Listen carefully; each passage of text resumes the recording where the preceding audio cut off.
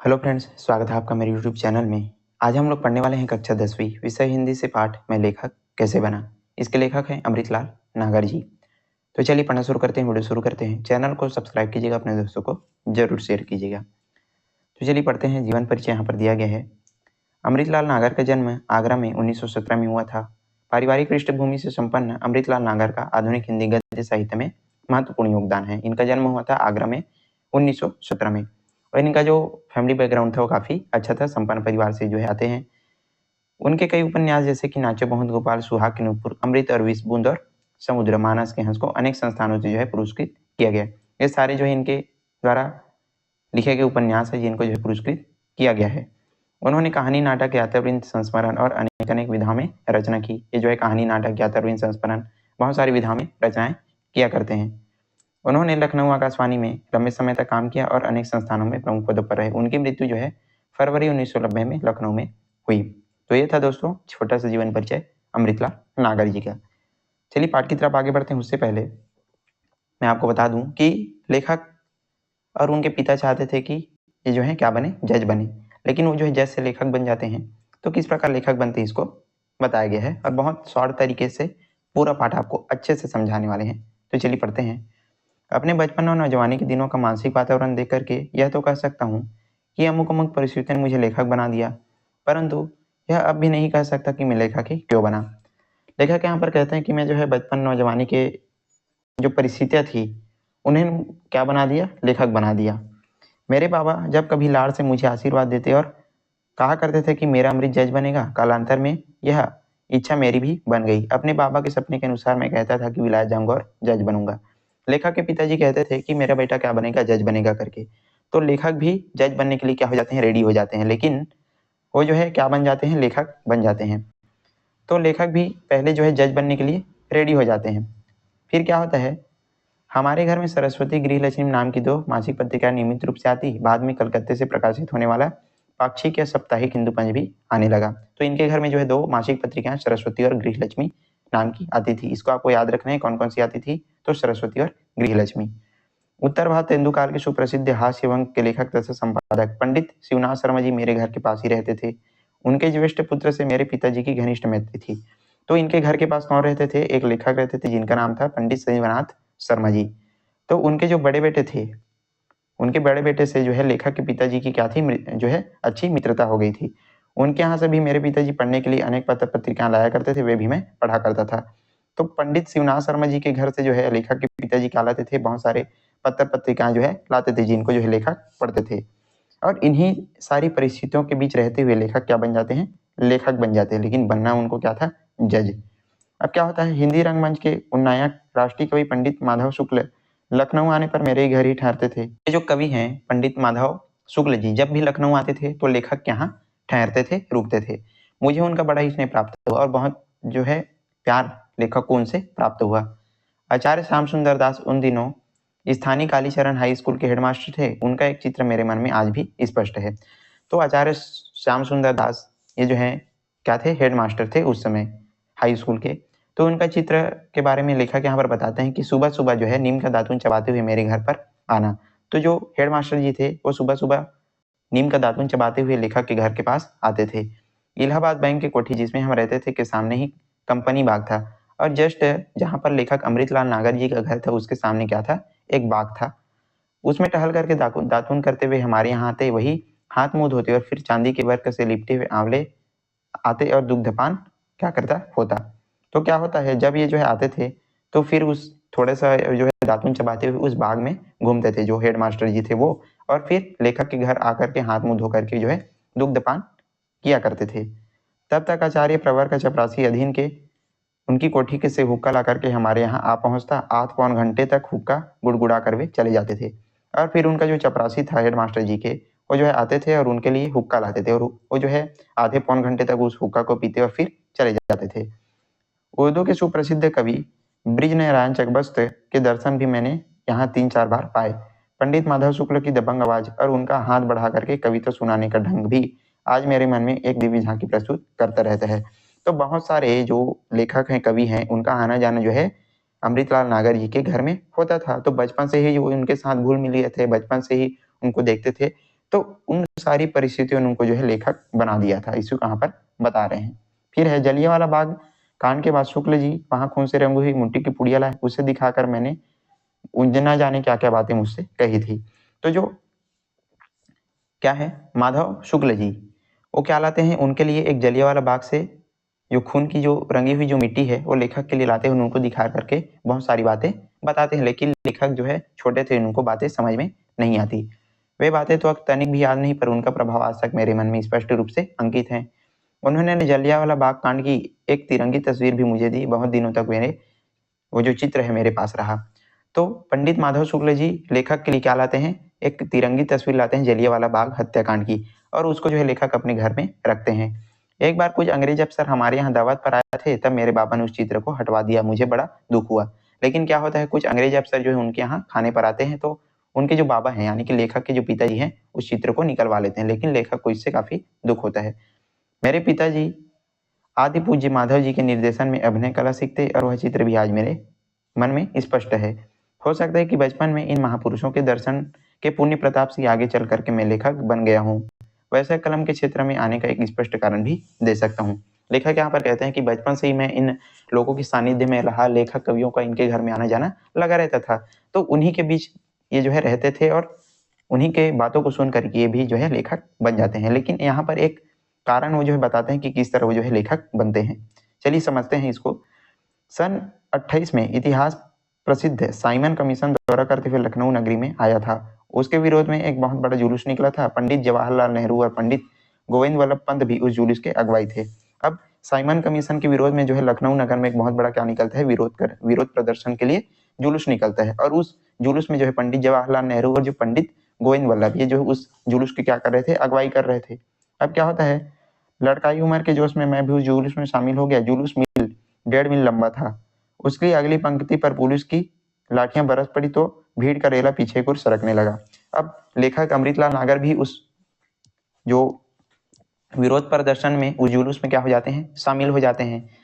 अब क्या होता है, वो जो जुलूस था काफी लंबा था, तो जो सामने की तरफ से जो है पुलिस जो है उन पर जो है लाठियां बरसाने लगते हैं, तो जो भीड़ है वहां पर क्या हो जाता है, पूरी तरीके से भगदड़ मच जाता है। उसमें पीछे से भीड़ का रेला और आगे बढ़ रहा था। मुझे अच्छी तरह से याद है कि 2 चक्की के पाटों में पीस कर मेरा दम घुटने लगा था। मेरे पैर जमीन से उखड़ गए, दाएं बाएं आगे पीछे चारों ओर उन्मत्त भीड़ टक्करों की टक्कर देती रहती थी।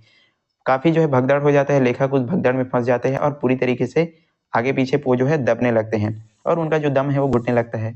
उस दिन घर लौट पर मानसिक उत्तेजनावश मैंने तुकबंदी फूटी, और उसकी एक ही पंक्ति याद है, कब लो कहाँ लाठी खाया करें, कब लो कहाँ जेल सहा करिए।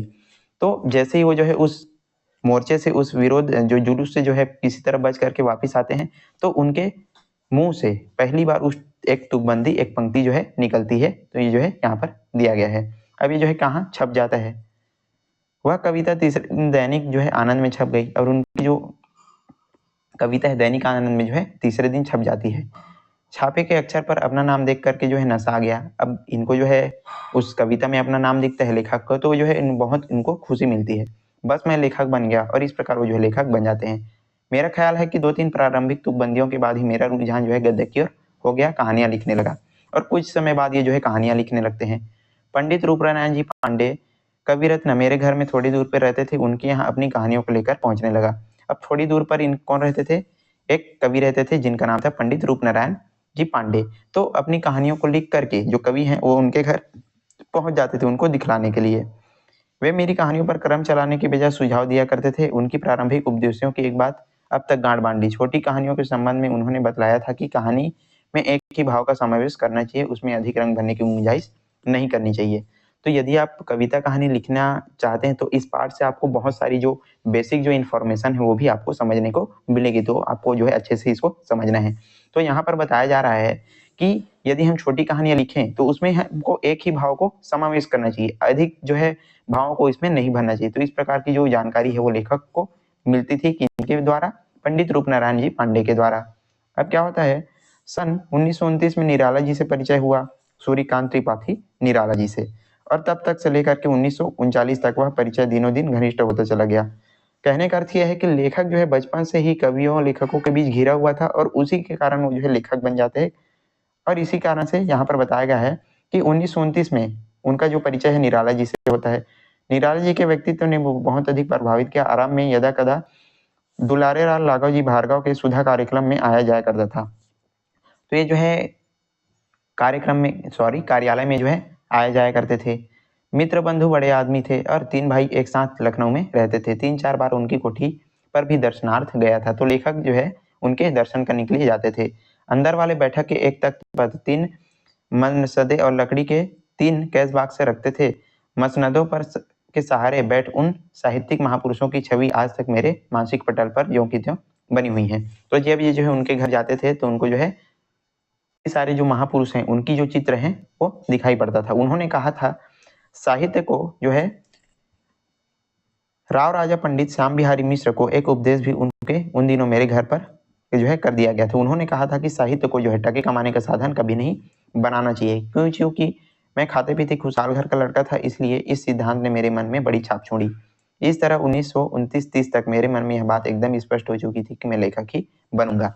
यहाँ पर यह बताया जा रहा है कि जो साहित्य है उसको जो है पैसे कमाने का साधन हमको नहीं बनाना चाहिए, जो है समाज में कल्याण की भावना जो है प्रेरित करने वाला होना चाहिए। तो इस तरह की बातें जो है लेखक बचपन से सुनते आ रहे थे और जो है डिसाइड कर लिए थे कि अब मैं लेखक ही बनूंगा करके। चलिए आगे बढ़ते हैं। यदि वीडियो पसंद आ रहा है तो लाइक कीजिएगा और चैनल पर नए हैं तो जरूर सब्सक्राइब कर दीजिएगा। चलिए, काशी में उन दिनों अनेक महान अध्यापक साहित्यिक रहा करते थे। वहां भी जाना आना शुरू हो गया। साल के 2 चक्कर लगा आता था। तो ये जो है जो जितने भी कवि है लेखक है उनके घर में आना जाना इनका लगा रहता था। शरद चंद्र चट्टोपाध्याय के दर्शन पाकर मैं स्फूर्ति से भर जाता था। शरद बाबू हिंदी मजे के बोल लेते थे, मतलब वो जो है अच्छे से हिंदी बोल लेते थे। मुझसे उन्होंने कहा स्कूल कॉलेज में पढ़ते समय बहुत से लड़के लड़कियां कविता कहानियां लिखने लगे, लेकिन बाद में उनका अभ्यास छूट जाता है, इससे कोई लाभ नहीं। तो जो बोला करते थे जब जो है स्कूल कॉलेज में जब पढ़ते हैं छात्र छात्राएं तो बहुत सी कहानियां लिखते हैं, लेकिन बाद में जो है छोड़ देते हैं। तो ये जो है अच्छा इससे लाभ नहीं होता। पहले यह सुनिश्चित करो कि तुम आजीवन में लेखक ही बने रहोगे। तो ये जो है लेखक को समझाया करते थे कि तुम पहले ये सुनिश्चित कर लो कि तुम जो है हमेशा के लिए क्या बनोगे, लेखक बनोगे। मैंने उत्साह से हामी भर दी और लेखक जो है बोलते थे कि हाँ मैं लेखक ही बनूंगा करके। शरद बाबू ने अपना एक पुराना किस्सा सुनाया। 18-19 की आयु में उन्होंने लेखक के रूप में ख्याति प्राप्त कर ली थी। तो जो शरद यानी कि शरद चंद्र चट्टोपाध्याय जो है लेखक को बताते थे कि 18-19 वर्ष की आयु में उन्होंने लेखक की जो ख्याति है, प्रसिद्धि है, वह प्राप्त कर ली थी। क्रमशः उनकी 2-3 किताबें छप गई और वे चमत्कारिक रूप से प्रसिद्ध हो गए। तब एक दिन रास्ते में शरद बाबू को अपने कॉलेज जीवन के एक अध्यापक मिल गए। तो ये जो है अपनी कहानी बता रहे हैं कि वो जो है बहुत 2-3 किताबें भी उनकी 18 वर्ष की उम्र में छप गई थी। और थोड़े बताते हैं कि उनका एक अध्यापक कॉलेज का उनको मिल जाता है। उनका नाम बापू पांच कौड़ी था। उनका क्या नाम था? बापू पांच कौड़ी। वे बांग्ला साहित्य के प्रतिष्ठित आलोचक भी थे। वे पुराने शिष्य को देख करके कहा, शरद मैंने सुना है तुम बहुत अच्छे लेखक हो, लेकिन तुमने अपनी किताब पढ़ने को नहीं दी। तो उनके अध्यापक उनको बोलते हैं कि तुम जो है अच्छे लेखक हो, मैंने सुना है, लेकिन तुमने अपनी किताब मुझको पढ़ने को नहीं दी, ऐसा करके।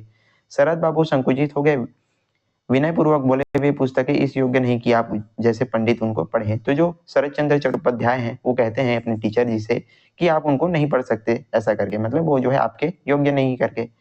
पांच कौड़ी बापू बोले, खैर पुस्तकों तो मैं कहीं से लेकर के पढ़ लूंगा, पर चूंकि अब तुम लेखक बन गए हो इसलिए मेरी 3 बात में ध्यान में रखना। तो उनके टीचर उनको 3 बातें बताते हैं जिसको हम यहाँ पर समझने वाले हैं। एक तो जो लिखना सो अपने अनुभव से लिखना, दूसरा अपनी रचना को लिखने के बाद तुरंत किसी को न दिखाना या सुनने की सलाह लेने की आदत मत डालना। कहानी लिख करके 3 महीने तक अपनी दराज में रख दो और फिर ठंडे मन से स्वयं उसमें सुधार करते रहो। तो लेखकों को जो है 3 यहाँ पर जो भी कवि हैं लेखक है उनको बातें बताई जा रही है कि जो भी लिखना है उनको अपने अनुभव से लिखना है और लिखने के बाद तुरंत उनको किसी को दिखाना या फिर सुधार करवाने के लिए नहीं देना। उसको लिख लीजिए और 2-3 महीने के लिए अपने दराज के अंदर उसको डाल दीजिए और फिर ठंडे दिमाग से उसमें खुद ही सुधार आपको करना है। इससे जब यथेष्टता संतोष मिल जाए तब आपको रचना दूसरों के सामने लाओ और जब आपको लगे कि अब ये जो है सही है तब आपको उसको दूसरे के सामने लाना है। पांच कौड़ी बाबू का तीसरा आदेश था कि अपनी कलम को किसी की निंदा मत करो और तीसरा था कि अपनी कलम से किसी भी क्या आपको नहीं जो है निंदा नहीं करनी है।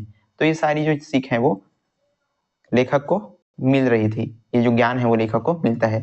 अपने गुरु की ये 3 बात मुझे देते हुए शरद बाबू ने चौथा उपदेश दिया कि यदि तुम्हारे पास 4 पैसे हो तो 3 पैसे जमा करो और 1 खर्च करो। और यहाँ पर जो है पैसे के बारे में भी शरद चंद्र चट्टोपाध्याय जो है लेखक अमृतलाल नागर को बोलते हैं कि यदि तुम्हारे पास 4 पैसे हैं तो उन 4 पैसों में आपको जो है सिर्फ 3 पैसे क्या करना है, जमा करने हैं और सिर्फ 1 पैसे ही उपयोग करने हैं, खर्चे करने हैं, यानी कि पैसे हमको बचा करके रखने हैं। यदि अधिक खर्चीले हो तो 2 जमा करो और 2 खर्चे करो, और यदि तुम अधिक खर्चीले हो तो 2 जमा करो और 2 खर्चे करो। कहने का अर्थ है कि हमको पैसा सेव करके ही रखना चाहिए।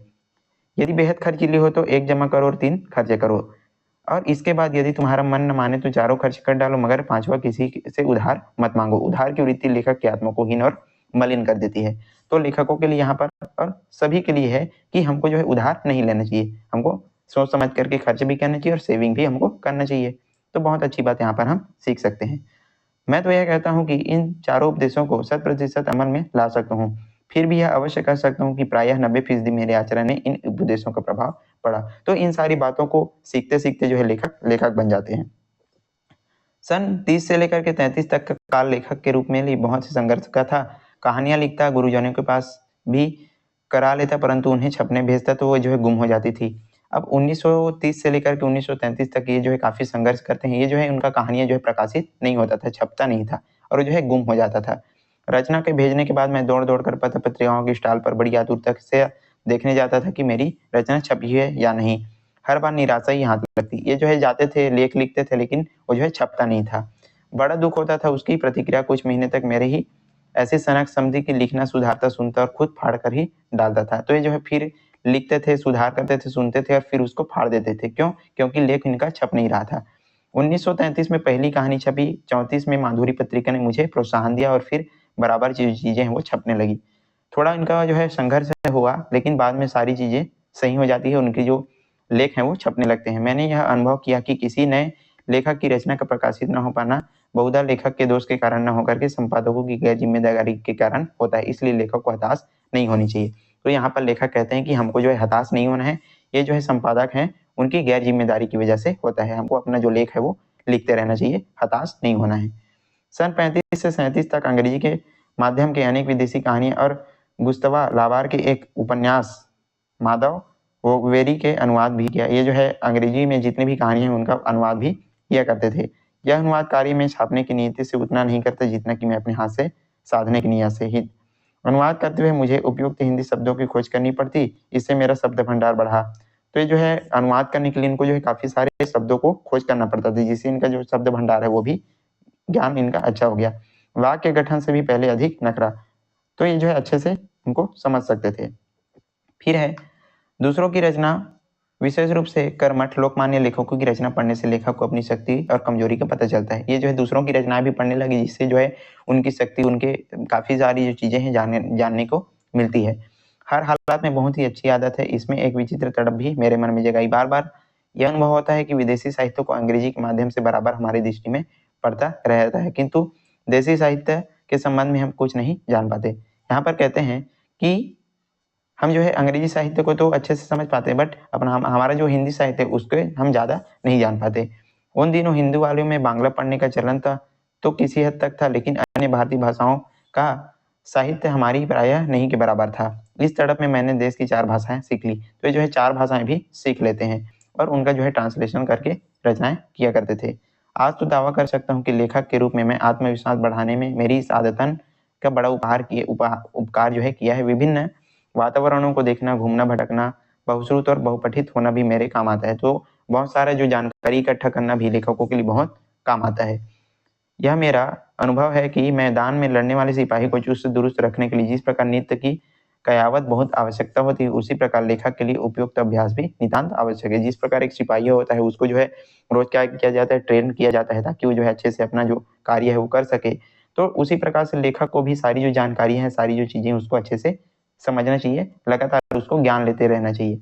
केवल साहित्यिक वातावरण में ही रहने वाला कथा लेखक मेरे विचार के घाटे में रहता है। उस निसंकोच विविधि वातावरणों से अपना सीधा संपर्क स्थापित करना ही चाहिए, यानी कि लगातार हमको ज्ञान लेते रहना चाहिए, लगातार सीखते रहना चाहिए। तो इस प्रकार से जो है लेखक बन जाते हैं। तो ये था हमारा पाठ, मैं लेखक कैसे बना, लेखक इसके अमृतलाल नागर जी। तो चलिए आज के लिए बस इतना ही। यदि वीडियो पसंद आए तो लाइक कीजिएगा, ज़्यादा से ज़्यादा शेयर कीजिएगा और चैनल पर नए हैं तो जरूर सब्सक्राइब कर लीजिएगा। इसका प्रश्न उत्तर की वीडियो आपको डिस्क्रिप्शन बॉक्स में मिल जाएगा, वहां से जाकर के इसका प्रश्न उत्तर आप देख सकते हैं। चलिए आज के लिए बस इतना ही, मिलते हैं इसी प्रकार के नए वीडियोस के साथ। तब तक के लिए पढ़ते रहिएगा। धन्यवाद।